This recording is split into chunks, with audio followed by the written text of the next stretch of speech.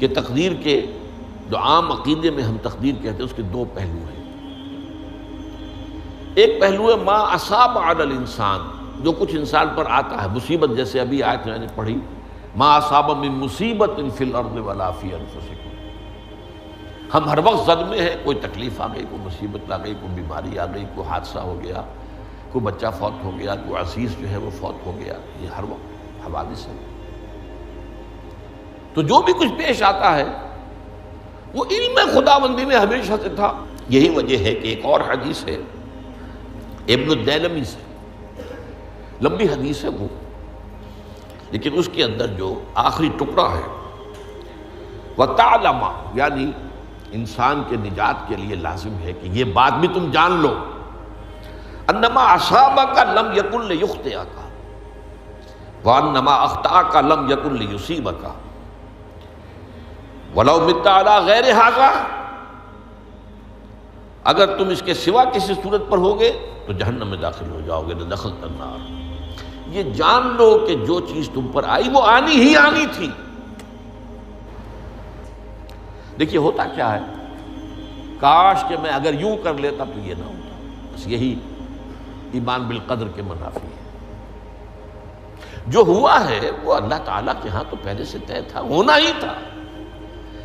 تمہاری کوئی تدبیر، کاش کہ میں اس وقت یہ کر لیتا، یہ لو، اسی لیے ایک حدیث میں الفاظ آئے ہیں ان کلمۃ لو تفتح عمل الشیطان، اس لو سے، کاش، اس سے شیطانی عمل شروع ہو جاتا ہے۔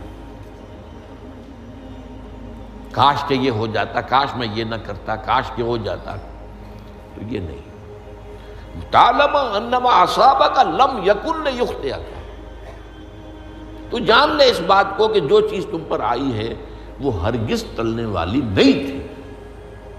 کوئی تدبیر تم کر لیتے، کوئی کسی وقت کوئی ہیلا کر لیتے، کوئی تم قدم اٹھا لیتے، کچھ بھی کر لیتے، وہ تو آنی ہی آنی تھی۔ وما انما اخطاک، جو چیز تم سے چھوٹ گئی، رہ گئی، نہیں ملی۔ ایک ویکنسی ایڈورٹائز ہوئی تھی، آپ نے بھی درخواست دی تھی، آپ کو نہیں ملی، اب آپ ہو کاش کہ میں نے فلاں سے سفارش کرا لی ہوتی، بس گئے۔ تو جو چیز چھوٹ گئی وہ چھوٹ جانی ہی تھی، اس میں قطعاً جو ہے کوئی شکل، کوئی تدبیر، کوئی سفارش، کسی طرح کا کوئی بھی ہیلا، کوئی جو ہے اس میں کارگر نہیں ہو سکتا تھا۔ لم یکن لیصیبک ومت علی غیر ذالک، اگر تو اس کے سوا کسی کیفیت پر تیری موت واقع ہوئی، اگر یہ یقین نہیں ہے، یہ ہے تقدیر کا وہ مفہوم کہ جس کا تعلق ہے علی ما اصاب الانسان، جو انسان کے اوپر وارد ہو رہا ہے، اس کے ضمن میں تقدیر کا مفہوم کیا ہے، کہ جو ہوا ہے وہ تو ہونا ہی تھا، اس میں تو کسی شک و شبہ کی گنجائش نہیں، بالکل قطع اللہ تعالیٰ کا فیصلہ ہے۔ البتہ در حقیقت ایک دوسرا پہلو ہے، ما یفعل الانسان، وہ جو انسان کرتا ہے۔ یہاں آ کر یہ تقدیر کا مسئلہ بہت ٹیڑھا ہو جاتا ہے۔ آیا میرے اندر کوئی اختیار بھی ہے کہ نہیں؟ Do I have any free choice? یا ہر شخص پہلے سے طے ہے؟ تقدیر کا ایک عام مفہوم یہ ہے، اور اس مفہوم میں بھی بعض روایات بھی ہیں جو اس کی تائید کرتی ہیں کہ ہر چیز پہلے سے طے ہے، لکھی ہوئی۔ اور یہ جو حدیث ہم نے ابھی پڑھی ہے، یہ گویا کہ اس کی ایک مثال ہے کہ وہ جو لکھ دیا گیا تھا، فرشتے نے لکھ دیا تھا، رحم مادر میں لکھ دیا تھا، شقی او سعید، یہ بدبخت ہے یا سعادت مند ہے۔ تو ایک شخص پوری عمر نیکی کے کام کرتا رہا، آخری وقت میں آ کر کوئی ایسا حادثہ پیش آ گیا کہ وہ اہل جہنم کے سے کام شروع کر دی اور جہنمی ہو گیا۔ یا ایک شخص ساری عمر جو ہے جہنمیوں کے سے کام کرتا رہا، آخری وقت میں آ کر کوئی ایسی توفیق ملی، کچھ ایسا معاملہ ہو گیا، توبہ کر لی اور اس نے جو ہے اہل جنت کے سے اعمال شروع کر دی، جنتی ہو گئی۔ تو یہ جو ہے علامہ اصابک کا علیحدہ بات ہے، اور علامہ یفعل الانسان، انسان کیا کرتا ہے، اس میں اس کی قدرت کتنی ہے، اور یہ ہمارے ہاں فلسفے کا بڑا مشکل موضوع ہے، اسی کا نام ہے جبر و قدر۔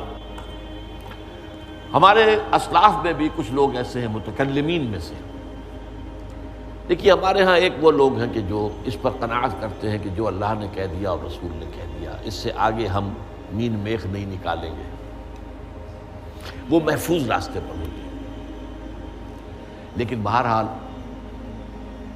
انسان کو اللہ نے ایک عقل بھی دی ہے، اور یہ عقل سوالات اٹھاتی ہے،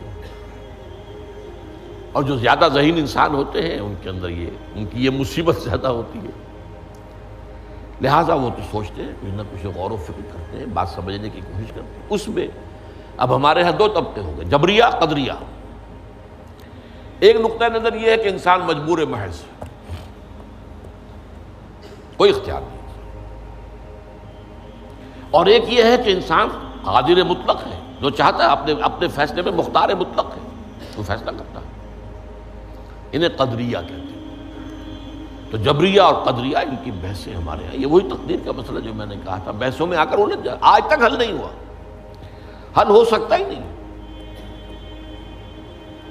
اب اس کے ضمن میں علامہ اقبال کا ایک شعر آپ کو سناتا ہوں، وہ بہت اچھا لگتا ہے، بہت خوبصورت لگتا ہے شعر ہونے کے اعتبار سے۔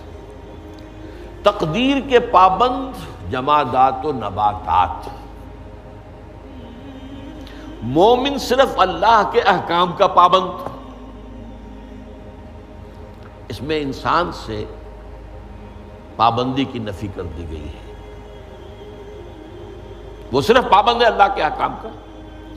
نتیجے کے اعتبار سے تو جو یہ شعر کہہ رہا ہے جو بات، وہ صحیح ہے، پابندی اصل جو ہے وہ اللہ کے احکام کی، لیکن یہ کہ تقدیر کی پابندی سے انسان بھی پوری طرح آزاد نہیں ہے۔ یہ سمجھ لینا کہ یہ جمادات و نباتات ہی کا معاملہ، یہ غلط ہے، یہ مبالغہ ہے۔ ظاہر بات ہے کہ شاعر جو ہے، شاعر مبالغے سے بچ نہیں سکتا، چاہے وہ علامہ اقبال ہو، کوئی بھی ہو۔ تو اسی لیے سورہ شعراء کے اندر جو عام شعراء کی جو صفات بیان ہوئی ہیں وہ آپ کے ذہن میں آ گئی ہوگی۔ مبالغہ کرتے ہیں، فی کل واد یہیمون انہم یقولون ما لا یفعلون، وہ کہتے بھی وہ کچھ ہے جو کرتے نہیں ہیں، اور یہ بات تو علامہ اقبال پر بھی چشمہ ہوتی ہے۔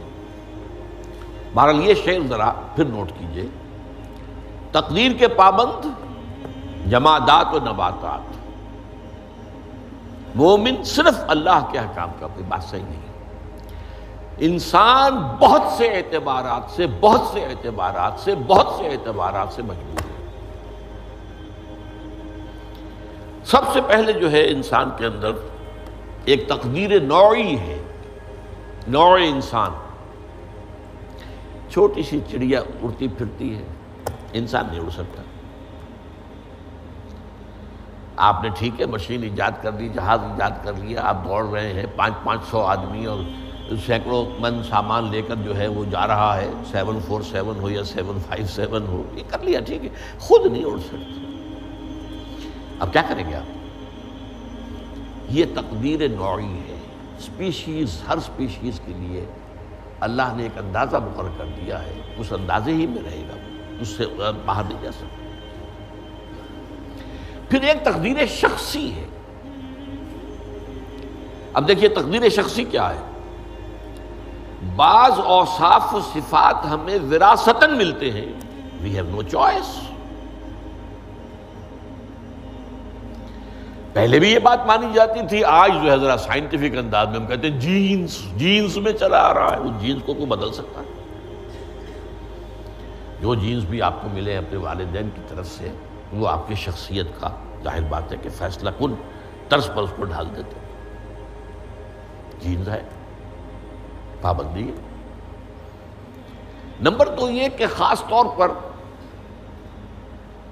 جو گھر کا ابتدائی ماحول ہوتا ہے، ماں کی گود اور ابتدائی گہوارہ گھر کا، اس کے جو اثرات مرتسم ہو جاتے ہیں شخصیت کے اوپر، وہ بھی بڑے مستقل ہوتے ہیں، پختہ ہوتے ہیں۔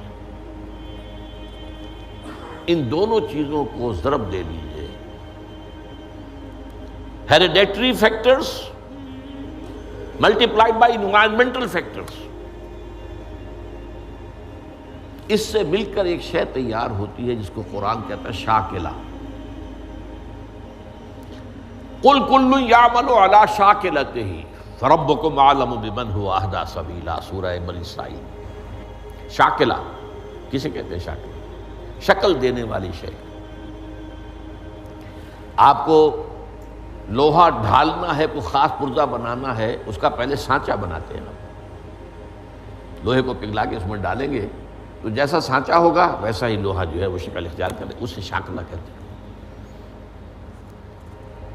یہ شاکلہ جو ہے ہر انسان کا، اس سے باہر انسان نہیں جا سکتا۔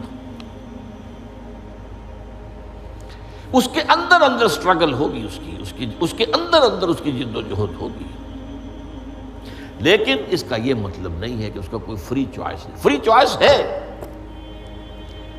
لیکن وہ فری چوائس انہی حدود کے اندر کام کرے گا، اس سے باہر نہیں۔ اس بات کو مختلف احادیث میں حضور نے بہت خوبصورتی سے بیان کیا۔ ایک حدیث بڑی اہم ہے، بڑی اہم ہے۔ الناس کالمعادن، انسانوں کی مثال بھی معدنیات کی سی ہے۔ اب سونے کی معدنیات میں سے سونے کی جو اور ہے، اب پتہ نہیں اردو میں مجھے معلوم نہیں اور کا ترجمہ کیا کرتے ہیں عام طور پر، لیکن جانتے ہیں اور وہ کچی دھات جس سے کو صاف کر دیتے ہیں تو پھر وہ دھات جو ہے خالص شکل میں سامنے آ جاتی ہے۔ سونے کی اور سے سونا بنے گا، چاندی کی اور سے چاندی بنے گی، سونا تو نہیں بن سکتا، جتنا چاہے صاف کر لیں،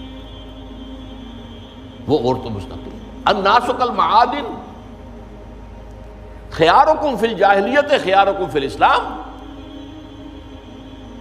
جو تم میں جاہلیت کے دور میں، پری اسلامک دور میں جو بہترین تھے وہی اسلام میں آ کر بہترین ہوئے۔ وہ اور سونے کی تھی وہ صاف ہو گئی ہے، اور سونا جو ہے وہ نکھر کر خالص سونا بن کر آ گیا ہے، اسلام نے صاف کر دیا۔ وہ چاندی کی اور تھی، اسلام نے اس کو صاف کر دیا ہے، وہ نکھر کر چمکتا ہوا جو ہے وہ چاندی بن گئی۔ لیکن یہ کہ اذا فقہوا، البتہ پھر اس میں ایک اضافہ کیا حضور نے، جبکہ ان کے اندر دین کا فہم داخل ہو جائے تو یہ کہ جو بہترین پہلے تھے وہی بہترین اب ہوں گے۔ اسلام لانے سے پہلے بھی بہترین ابو بکر تھے، اسلام لانے کے بعد بھی بہترین ابو بکر۔